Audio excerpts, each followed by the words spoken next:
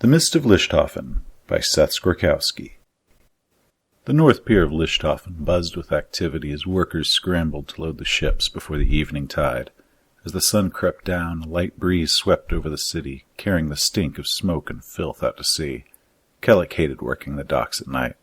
The morning breeze carried the smell of salt and the sea, invigorating him, making him feel as if he were free, not trapped in a putrid city as the evening winds reminded.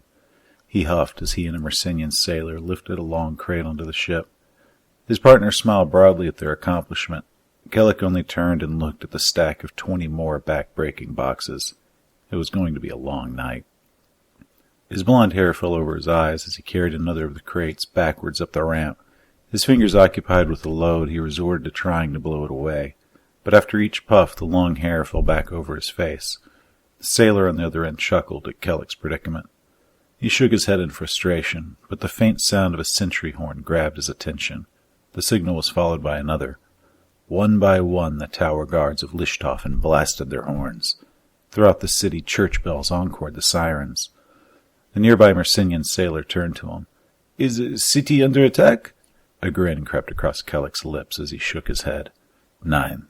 A mist is blowing in." The color drained from the dark-skinned sailor's face. He relayed the news in Mercenian to the rest of the crew. The sharp smell of fear spread across the creaking vessel.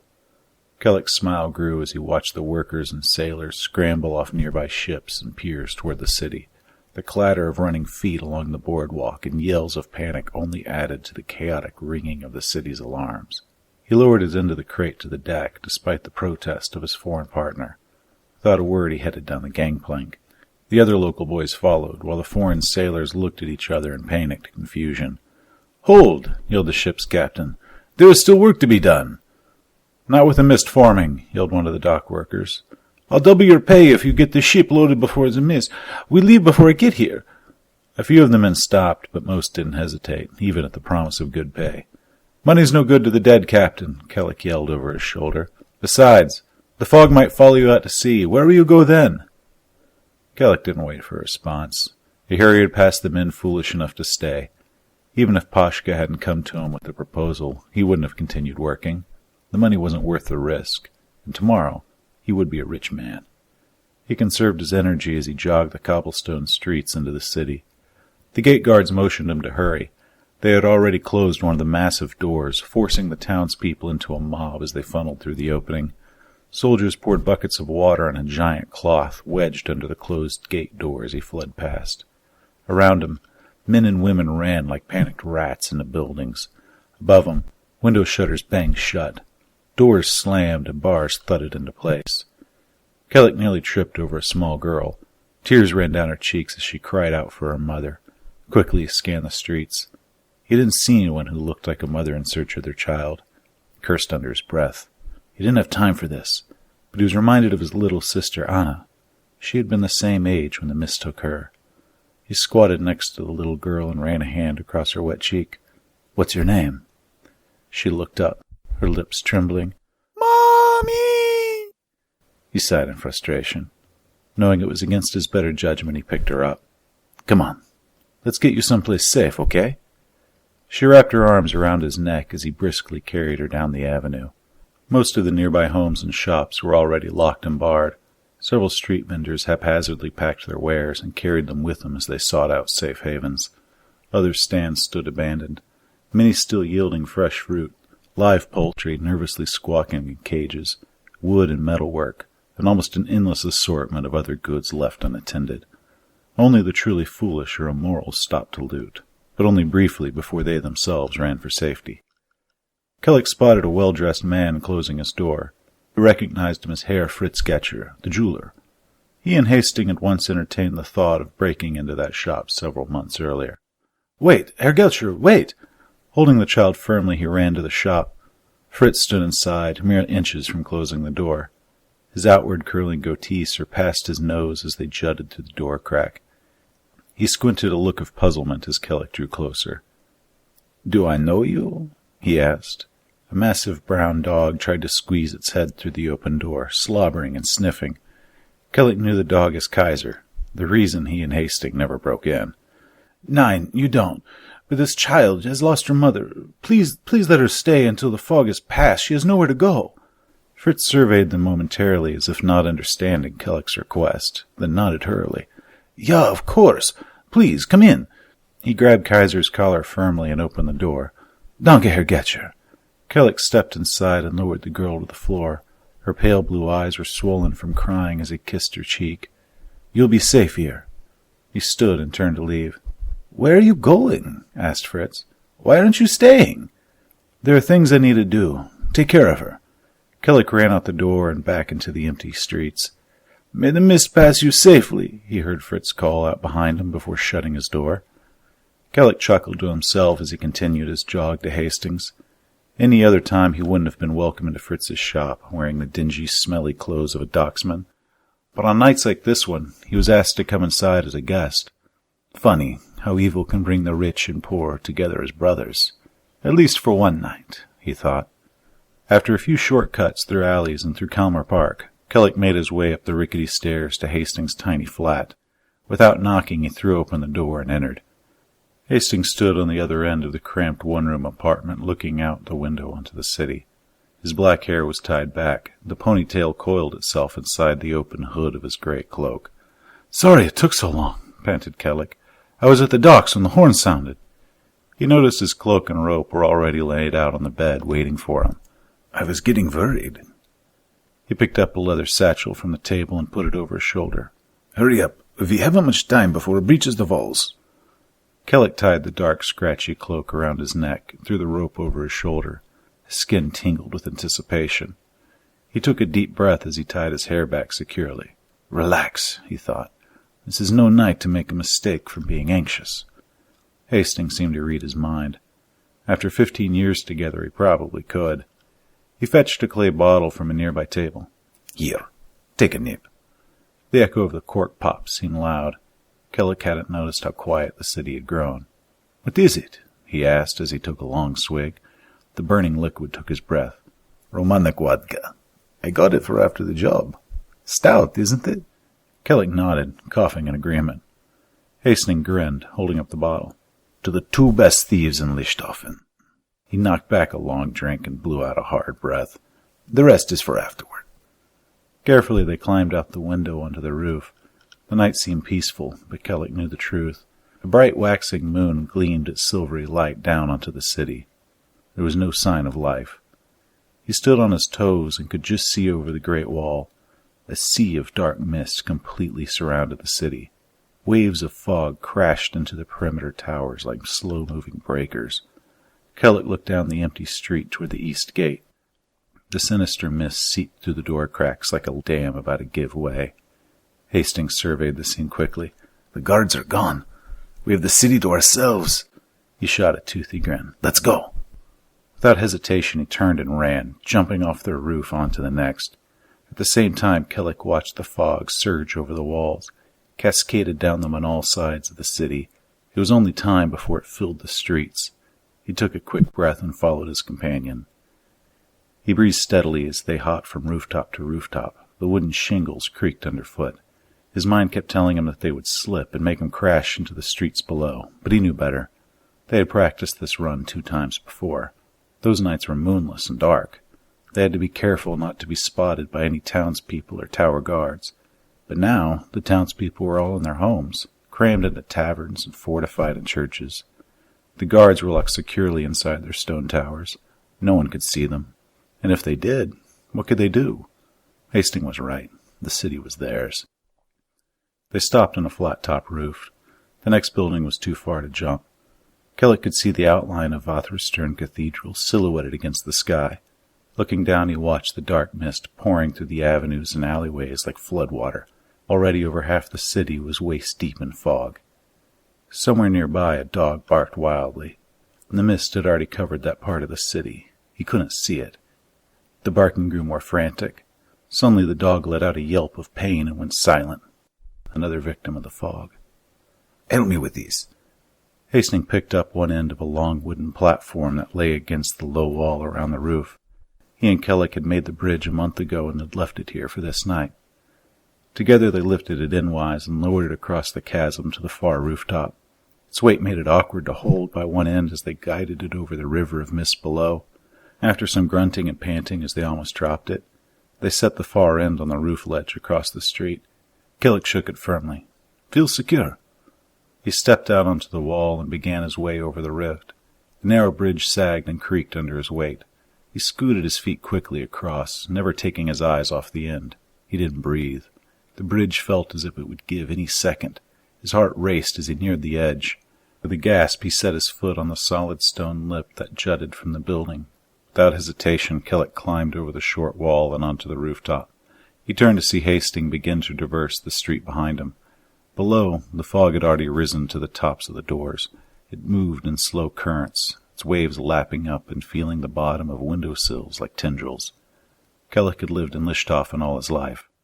The mist was just another part of the city, just the same as the stink, taxes, corrupt guards, extortionists, thieves, and overpriced flats. Every fall and spring it loomed as a threat, sometimes visiting the city up to thrice a year. However, this was his first time to actually see it.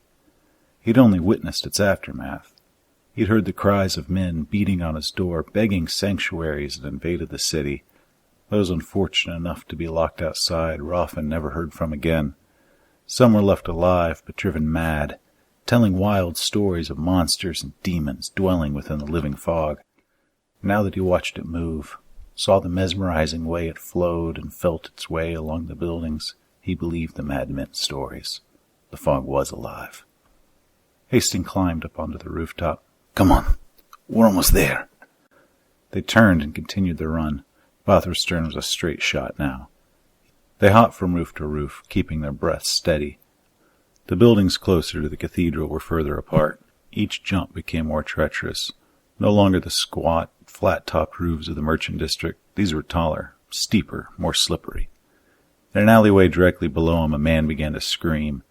It echoed up the walls, followed with the sound of ripping cloth and flesh. It pushed them faster, giving them more determination to reach their goal. 3 rooftops later, the screaming stopped, but in the distance, the sounds of other unfortunate death throes echoed throughout the city. While working the docks, he'd heard sailors tell of faraway places outside Mordauntland where the mist did not exist. Lands such as Romany, Mercinia, Galicia. Lands he never thought to see. That was until he met Pashka and heard his proposal. Pashka was a thick, balding man who arrived in the city 5 months ago from Romany. He opened a small furniture store off Dishik Plaza. The steady stream of nobles and merchants wishing to furnish their homes in the latest of foreign fashion had made him a very rich man. 2 months ago he had found Hastings, who worked as a locksmith's assistant. Pashka had said he'd lost his keys and needed someone to pick the locks to his home. He insisted it be Hastings. Hastings took little time in opening the 2 elaborate locks to Pashka's shop. Once they were inside, Pashka produced the keys from his pocket and told him he had passed the test. When asked what he meant, the fat man laughed and said he was in need of the 2 best thieves in Lichthafen. He had a difficult job, and Killick and Hastings would be perfect. "Do you want to be rich, or does scratching a living at the docks appeal to you?" he remembered the fat man asking in his thick Romanic accent. Killick laughed. "Nothing in the city appeals to me." Pashka's eyes twinkled with a sinister edge. "Then let me show you your passage out." He reached into a black velvet bag. His thick fingers emerged, clutching a handful of blood-red gems. They slipped between his fingers and clacked musically back into the pouch. "Netralsian rubies. More wealth than a lifetime of petty thefts and pickpocketing. Enough for both of you to live rich anywhere you want. All you have to do is a single job for me." The red gems sparkled, even in the candlelight. "What do I have to do?" he asked, his eyes transfixed on the prize. Killick's foot slipped on a loose tile. His arms flailed as he tried to catch his balance. His gut knotted as he looked down. If the 4-story drop to the street below didn't kill him, the yawning black mist not 10 feet under him would. He cried out as he felt himself falling backward. The weight of the rope over his shoulder pulled him like an anchor. Taking a breath, he braced himself for the plunge. He felt Hastings grab his shoulder. "Hold on! I got you!" Hastings pulled him forward, allowing him to regain his balance. "You okay?" "Yeah, fine," Killick panted. "Fool," he thought. "Keep focused. Stop dreaming of the money. Worry about the job." Bathurst Stern was only a stone's throw in front of them.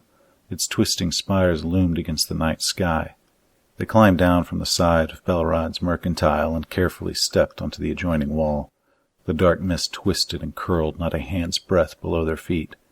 Quickly they raced along the stone path as if running along the top of a sea of mist blanketing the city. Rooftops and trees jutted like islands above an ocean of evil fog. They moved past the monks' quarters and courtyard within the wall. Finally they came to the end where it met the high, sheer face of Otherstern Cathedral. Kellic rubbed his hands and cracked his knuckles as he looked up the imposing wall. This was as far as they had ever gotten in the practice runs. From here on, it was new. He slipped his fingers between the rough stones. Slowly, yet hurriedly, he climbed. The crumbling mortar made finding handholds easy. However, the beady grit made them slippery and unsure. With great care he pulled himself onward. The balcony to the Archbishop's office rested near the top. Below him, Hastings stood on the wall waiting. His hands were too delicate to make this climb. As he tried to keep focused, his mind still wandered back to Pashka's shop. "The church is something I want. Something you're going to get for me." "The church?" he asked. Pashka nodded. "Something in the Archbishop's quarters." Kellic sighed deeply. Breaking into the palace and defiling the Kaiser's throne would be an easier task. At least the royal guards would show him more mercy than the church knights. His eyes returned to the rubies that still trickled like rain from the fat man's fingers. "We'll do it." He was almost at the balcony, only a few more feet until he could grab the railing. Digging his fingers deep between the stone bricks, he pulled himself closer. His toes struggled to find a foothold. Once they felt secure, he reached up towards the rail. His fingers brushed the carved stone. He couldn't grab anything. Hugging the wall as best he could, Kellic pushed up with his toes in his other hand. Trying not to think of the 60-foot fall to the courtyard, he stretched every part of his body up towards the ledge. His muscles aching, and his balance frighteningly unstable, Kellic managed to grab hold of the stone rail. He grunted with satisfaction as he pulled himself up and clambered onto the balcony ledge. There was no time to rest. Slipping the heavy coil off his shoulders, he tied one end securely to the railing and let the rope fall to where Hastings waited below. Hastings grabbed the line and began his ascent. Placing one foot against the railing, Kellic braced himself as he heaved the rope hand over hand. His throbbing muscles burned as he pulled. Hastings merely held on tight and walked up the church wall. With gritted teeth, Kellic hoisted his friend onto the landing. Hastings patted him on the shoulder. "Good job. Now for my part." He removed a slender metal blade from his bag and worked it between the double doors. Taking the time to rest, Kellic leaned against the balcony and tried to catch his breath. Every sinew of his body screamed with pain and exhaustion. The rest was short-lived as Hastings slid the blade up the door crack. With a smile, he pulled the door open and stepped inside. Kellic took one last gulp of air and followed. The faint moonlight cast long shadows into the room. Dark shapes loomed around him as Kellic wove between a massive desk and several chairs. Red embers faintly glowed inside a fireplace. Somewhere within the building he heard the echoes of praying. Hastings took a candle off the mantel. Holding its wick against one of the hot coals, he softly blew. A pale flame licked out of the ember, lighting the candle. He tapped his ear and then pointed to the door. Kellic stepped over to the elaborate oaken door. Gold-leafing framed a carved triangle of Ariath. He held his breath as he put his ear to the small gap between the door and the frame. He heard nothing but the distant sounds of prayer and that of his own heart thumping at his ears. Hastings had lit the other two candles on the candelabra and now studied an immense stone and wood case against the far wall. Tight-spaced iron bars protected the case's contents. The scarf of St. Kistum, the ring of St. Wilhelm, the heart of St. Deveta were only a few of the priceless artifacts inside. "What do you want from the Archbishop?" he had asked the fat man. Pashka smiled. "Inside his chamber is a case whose locks are said to be unpickable. It holds several priceless holy artifacts, as well as the sacred remains of over 17 saints." "You wish for us to steal you a saint?" Hastings asked. "Name him, and he's yours." The Romanian shook his head. "On the side of the case is a locked secret panel. Inside there is the treasure I want." Kellic watched Hastings trace his fingers along the side of the case near the floor. He stopped at the third carved face of an angel. With firm fingers he twisted the marble face. It moved. Slowly he turned the relief around until it was upside down. Kellic flinched as the case clicked. The angel head popped forward an inch. Hastings pulled it like a handle, and a stone door revealed itself as it smoothly swung open. Hastings ran his hands along his bristled jaw as he looked inside. Kellic leaned over his partner's shoulder and saw the safe that now confronted them. 2 jagged keyholes peered at them from the black iron face. Kellic sighed. It was the most elaborate safe he'd ever heard of, let alone seen. "Can you do it?" Hastings nodded as he surveyed the locks. "Yeah, just give me a little time." "We don't have time. The mist is rising." "Shh, I know." Hastings unrolled a leather pouch. Inside were a dozen bent-wired picks and slender tools. "They're Quellish locks, very complicated. Just be quiet and let me work." Kellic stepped back against the far wall. Beside him he noticed a small window with a top-hinged door. The echoing sounds of prayer came from behind it. He looked over his shoulder to Hastings. He was engrossed with the locks, wouldn't see if Kellic took a peek. Pushed the wooden flap open very slightly. From the small crack he looked down on the crowded chapel. Men and women filled the wooden pews. Archbishop Hristom led the congregation of priests and townspeople. The smell of dust and incense and candle smoke barely masked another stink. Fear. He dared open it a little more, despite the risks of being seen. From this new angle he could see the great double doors of the cathedral. The cracks around and between the barred doors were crammed with wet cloth, sealing the entrance airtight. Several armored church knights stood beside the entrance, shifting uneasily as they protected the barricade. Everyone was consumed with the thought of the horror that plagued the streets. No one could suspect that 2 thieves would dare a raid on a night of fear such as this. Hastings and Kellic had anticipated that. It took a week to formulate the plan to raid the Archbishop's office. City guards, random witnesses, and church knights were all factors that could not be avoided under normal circumstance. Only a distraction as great as the fog could keep prying eyes occupied elsewhere. The dangers of the mist could be eluded if prepared for, and they had waited weeks for it. Every night brought the promise of the mist. Every day was spent biding their time, hoping for it to come. Kellic lowered the door shut and returned his attention to the office. Hastings worked the picks in the lock. Carefully he turned them, and the safe responded with a click. One more to go. "What is it?" he had asked the fat man. Pashka gave a toothy shark's grin. "A chalice. A silver chalice encrusted with gems." "That's all?" Pashka nodded. "Fetch me that, and I'll reward you handsomely." Kellic didn't know what the chalice was, nor did he care. His eyes returned to the bag of rubies. The fat man would have his cup, and he and Hastings would have their prize.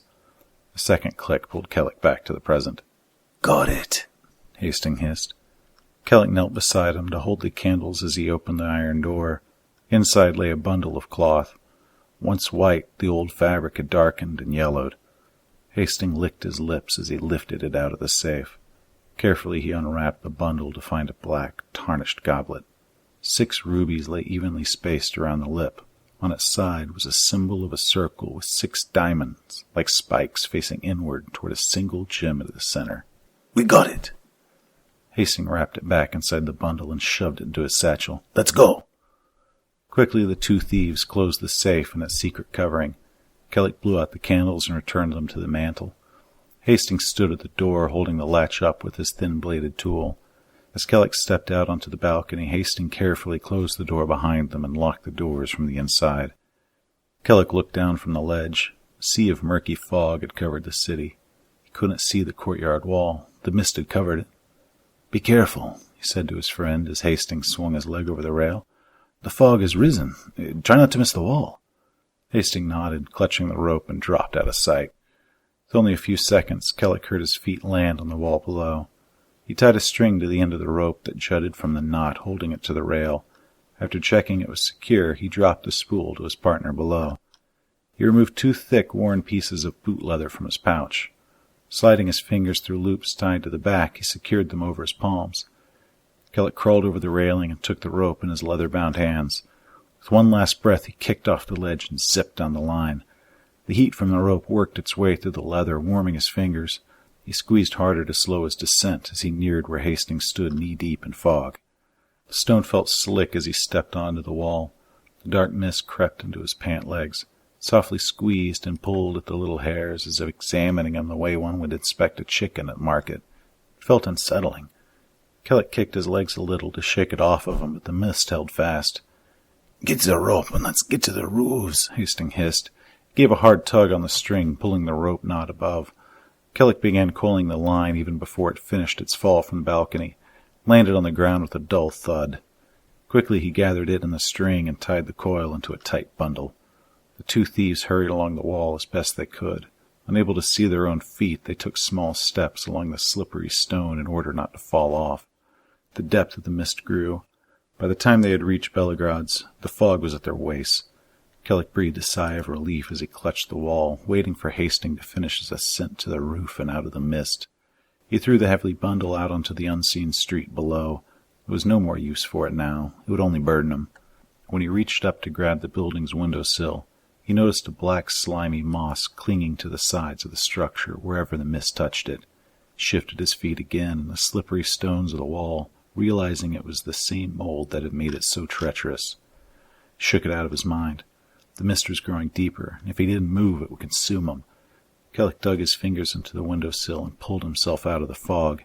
He reached up to the eaves when something grabbed his hand. Kellic jumped, almost losing his balance on the windowsill. "Come on, I got you," said Hastings. Kellic sighed as his partner helped him onto the wooden shingles of the roof. Till that moment he hadn't realized how truly afraid of the mist he was. "You good?" asked Hastings. "Yeah, I'm good." He grinned. "Then get up. We're almost done. Then we can drink the rest of this night away." "And plan how we're going to spend our reward," he said, crawling to his feet. "Don't tell me you haven't spent it in your head already," Hastings chuckled. "Let's go." He turned and ran. Kellic followed him, climbing the steep rooftops towards home. Around them the mist grew. Many of the smaller buildings were now completely consumed within the impenetrable fog. It licked at the edges of many of the rooftops the two thieves traversed, and everything the fog touched it corrupted with slimy black mold. They continued their run towards Hastings Flat. Even aside from having to make detours around the lower buildings that now lay buried under the mist, their journey felt inexplicably longer. Their energy had been spent on the run to the cathedral. Their muscles burned with exhaustion, making each step feel wobbly and unsure. Kellic stopped at a ledge. The mist covered the last foot of the sloping roof. The next building was a good jump away. He knew the unseen street lay 3 stories below, but the chasm between the two houses might be 100 for all he could tell. He looked up and down the street for an easier point to jump. "This is the best spot," said Hastings, as if reading his mind again. The dark-haired thief took a step back before the running leap to the adjacent roof. He landed on the edge, but the thin layer of slime caused his foot to slip. With outstretched arms, he tried to regain his balance, but it only delayed his fall backwards off the roof. Hastings cried out for only a second as he plunged through the mist before the pavement of the street below cut him off. "Hastings!" Kellic cried. "Are you okay?" A soft groan answered him. "Hold on, I'll come get you." Kellic ran back to where he had come, remembering a flight of stairs leading down from the roof of the previous building. Facing the mist might be madness, but he had to rescue the chalice, and more importantly, his lifelong friend. With little difficulty he found the steps leading down into the fog. The wooden stairs were slippery with scum, forcing him to slow down. He felt the mist enter his clothes and explore his skin as he lowered himself deeper into the fog. Kellic took a breath before submerging his head beneath the misty waves. It caressed him. Kellic felt the sinister vapor pull and squeeze gently over his body. It violated his nose and ears. He felt ill at the thought of it entering his body with every breath, bringing with it the smell of mildew and rot. Now, more than ever, he knew the mist not only harbored monsters and demons, it was one. Kellic had no doubt the mist was aware of his presence and welcomed it. Unable to see more than a few feet, he followed the steps to the streets below. Reaching his hand for the building, he used it to guide him back to the alley where his partner had fallen. The scum lightly coating the stucco walls oozed between his fingers. Faint lights from street lamps did little more than cast silhouettes within the dense fog. Careful not to stumble over anything, he made his way to the alley. Deeper down the crevice a lantern burned overhead. In the dim light Kellic saw dark moss hanging like old men's beards from the windowsills, signs, and everything else it could attach to. Kellic was about to call out for his companion when he saw something move deeper in the alley. He could make out Hastings' crumpled form in the dim light, but he also saw another crouched over it. He He wanted to run, but he couldn't abandon the two most important things in his life. Slowly he moved closer. Slurping sounds grew louder as he approached the man huddled over his friend. He stopped, only a few feet from the stranger. Kellic strained to see him clearly. The man seemed emaciatingly thin, too thin for him to be clothed. He crouched over Hastings' body as a cat would. Something moved faintly behind the figure, but Kellic was unable to see enough to identify it. Quietly he lowered and crawled close to them. He smelled the awful stink of death as he was almost to Hastings' outstretched arm. Kellic froze in horror as he looked upon the stranger. It wasn't human. Short spines covered its pale body. They quivered in waves down its back to where a pair of long, thin tails flickered behind it. Two large, slender eyes peered down on Hastings from its noseless face. Blood dripped down its chin from where it chewed a hole in Hastings' stomach. It darted a long, barbed tongue into the wound and pulled out a loop of his entrails, which it ate with needle-like teeth. Kellic's first impulse was to scream. Luckily, his petrified body was unable to do so. He looked down to see Hastings' satchel lying beside him. A piece of the yellowed cloth peeked out from under the flap. It was too risky to reach for it. Without taking his eyes off the fiend, Kellic felt the ground beside him. His hand found a fist-sized stone. Carefully he picked it up and tossed it down the alley. It clattered, bouncing off the wooden walls and skittering across cobblestones. The beast spun around. A piece of bloody intestine hung from its mouth. The creature hissed as it stood, hunkered on its hind legs, and walked to where the sound had come. Kellic leapt forward and opened the gore-soaked satchel as fast and quietly as he could, keeping his gaze on the alleyway to be sure the beast didn't return, and on the bundle of cloth he wrestled out of the bag. He avoided the dead stare coming from his old friend. Kneeling in blood, he gulped back bile as he ripped open the bag. Desperately, he managed to extract the bundle and crawl away before he was seen. He hurried out of the alleyway and onto the street. Turning to go back to the stairway, he stopped. He couldn't see where he was. His pulse pounded faster as he crept in the direction he remembered being. Suddenly, the hissing returned. He moved faster, hoping the stairs were nearby, but as he did, Kellic realized the hissing came from that direction. His heart raced as he fled the other way down the abandoned streets. Somewhere in the fog ahead, he heard the sound of music and laughter. He tried to follow the noise, but became lost as it echoed off unseen buildings. His wet clothes smelled of mildew, and he felt the mold clinging to his skin and hair. A faint light led him to a tavern door. The moss-covered sign was unreadable, but he knew it as the Dancing Manta. The sounds of music and revelry came from inside. "Please!" he cried, banging on the door. "Let me in!" The music continued without notice. Kellic banged louder. "Help me!" He pounded his fist into the slimy door. Still, no one responded. He kicked and punched the heavy door. "Let me in! Help me!" The music stopped. The tavern went quiet. "Open the door! For Aria's sake, please, let me in!" Silence came from inside. The only sounds were the echoes of Kellic's assault on the door. They came from all sides, mocking him. "Go away," growled a voice from inside. "Please, please, open the door!" "You'll get no help here. Now leave." Kellic opened his mouth to protest, but stopped. He knew better. No one would open their door. He wouldn't have.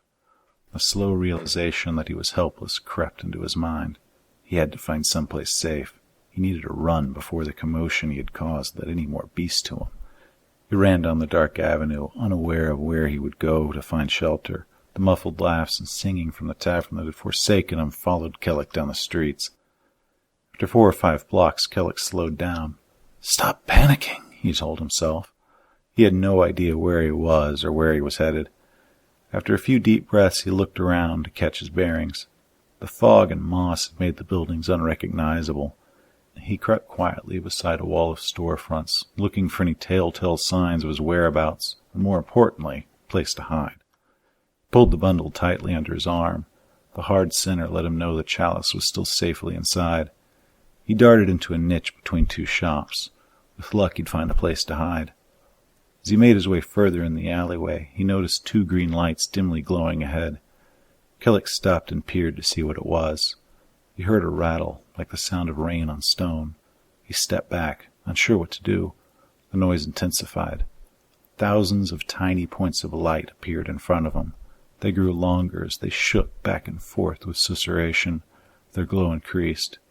Now no longer appearing as individual points of light, they merged into almost a green fire whose flames shuddered with the sounds. It moved closer. Kellic made another step back out of the alleyway. His eyes never left the growing phantasm. The scintillant green lights continued to spread out, forming the outline of some beast. The bright green orbs, which he now realized were eyes, came closer as the beast continued its advance. Kellic didn't stop. With his eyes locked on it, the glowing outline became more detailed as it crept closer. The long green lights spread downward to form legs. He realized that the lights came not from fur, but spines, whose lights began at the tips and worked their way down to an invisible body.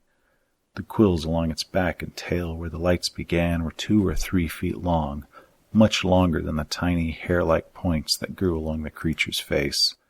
It looked like a great barbed wolf. Its shoulders stood as high as Kellic's chest. The spines shuddered in waves down its body, causing the rain-like rattle. It curled barbed lips away from invisible teeth as it growled. The mist between them vibrated with its deep, rolling snarl. Kellic fled into the mist. Unable to see anything before him, he ran. He didn't care about running straight into a building or a tree. All he knew was the clack of claws on cobblestones close behind him. A dark shape revealed itself before him. A discarded wagon rested in the middle of the street. With only a moment to keep from colliding with it, Kellic threw himself to the ground. His momentum carried him, sliding along the slick layer of moss covering the street. He slipped under and past the obstacle. He clambered to his feet and continued his escape as he heard a loud crash and the splintering of wood behind him. The beast gave a keening howl that shivered through Kellic's body. He knew it was only a matter of seconds before it caught him. He turned down a new street and found himself on a bridge. The panting and clattering claws raced up from behind. Without time to escape, he grabbed the railing and hurled himself over the edge and into the unseen abyss of fog. He plunged into the frigid water of the canal. Kellic held the bundle tightly under his arms as he kicked himself back to the surface. Thrusting his head through the skin of slime covering the water, he gasped for air. He paddled downstream along the channel. He heard no sounds from the monster, only the soft splashes of water around him. Kellic had no idea where he was as he crawled onto the bank. The icy water made his body numb as he stumbled into the road. There was no time to rest. He clutched the goblet within its soaked covering and pushed himself on. A giant marble fountain rested on the street before him. Kellic recognized the stone-carved knights and immediately knew where he was. This was Dishik Plaza. Pashka's shop was only a short way away. With newfound energy, he ran toward the fat man's home. The squat 2-story building lay at the far end of the plaza. Kellic knew the heavy doors in front would be locked and barred, but he remembered the stairs behind the building leading up to Pashka's quarters. He raced around to the alley and hurried up the moldy steps. "Pashka!" He beat his fist against the door. "It's Kellic! Let me in!" He heard no reply from inside, but that didn't dissuade him. "Open the door! I have it!" Kellic kicked and hammered his palms loudly against the wood. "Let me in, Pashka! Please!" The house remained silent. "Pashka!" he screamed, shouldering the door. The fat man didn't open it, and Kellic had no choice but to break it down. He drove his body into the wood again and again. The bundle dropped onto the landing as Kellic increased his assault. His body burned with panic and determination. He no longer felt cold. He couldn't feel the crushing pain in his shoulder as he smashed it into the door. The wood cracked as it began to give. Desperately, Kellic screamed with every assault. Tears streamed down his face. The plank in the door cracked and popped loose as he struck it again. Kellic pushed the board aside and squeezed his arm through the tight gap. Splinters dug into his arms as he reached in to find the latch. His fingers fumbling, barely able to reach, he thrust his arm deeper. Kellic twisted the first lock, clicked open. He strained to reach the second bolt when a noise came from the bottom of the stairs. Something growled. Kellic turned his head to see the phosphorescent glow of the beast's spines. They danced like fire across its back as it took a step onto the stairs. Kellic tore his arm out from the door. The wooden splinters dug into his flesh. He spun around to face it. The beast's tail whipped forward from behind its back. A dozen lights like green shooting stars flew from the tail towards Kellic. Something thudded into the door beside his head. Kellic looked to see one of the sinister quills embedded in the wood like an arrow. Green fluid splattered from the hollow tube and ran in glowing streaks down the door. Something felt wrong. He gazed down to see 3 more of the spines protruding from his own body. He pulled at one jutting 6 inches out of his left breast. Tiny barbs along the shaft held it fast. It wouldn't budge, yet it didn't hurt. Kellick tore at his shirt to see the veins around where the spine stuck glowing green. He fell to his knees as he watched the poison work through his body. It paralyzed him. He collapsed like a rag doll on the landing as the beast crept up to him. Kellick lay there, his body numb, unable to move, unable to scream. He could only listen and watch as the beast began to eat him. The early morning sun drew the citizens of Lichthafen out from hiding. With the exception of a few broken stands, a smaller population of vermin, the city itself appeared as it did on any other morning. Gossip had already spread through the populace with almost supernatural speed. Viscount Morevelin's rapier was found broken on Lariac Street. A wagon on Thieves' Row had been smashed to pieces. In the Mason district, an entire family was missing, their back doors standing wide open. No bodies were discovered anywhere. Pashka heard these rumors and more as he made his way back home. Tired and disheveled, he had spent the night at a customer's home, playing cards and drinking wine while a mist held him hostage. As he made his way up the stairs to the house, he saw his door had been battered. He hurried up the steps to find several holes driven into the wooden door and railing as if they had been stabbed with a stiletto. A curious bundle of wet cloth lay at his feet. The fabric was stained yellow with age, a large bloody splotch on it fresh. Pashka opened the door to find his home unmolested. He breathed a sigh of relief and carefully picked up the bundle. It was heavy. Slowly he unwrapped it. He gasped as he found the black chalice inside. His hands shook as he held it. Pashka licked his lips, inspecting the goblet. "There's only one way to know for sure."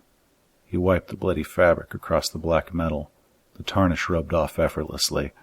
The fat man chuckled to himself giddily as he cleaned the rest of the chalice with blood. The white metal gleamed unlike anything he'd ever seen. Pashka sat down at a table and filled the goblet with wine. He laughed out loud, thinking how the treasure had only cost him a door. The rubies were his. With a broad grin he toasted to the 2 best thieves in Lichthafen.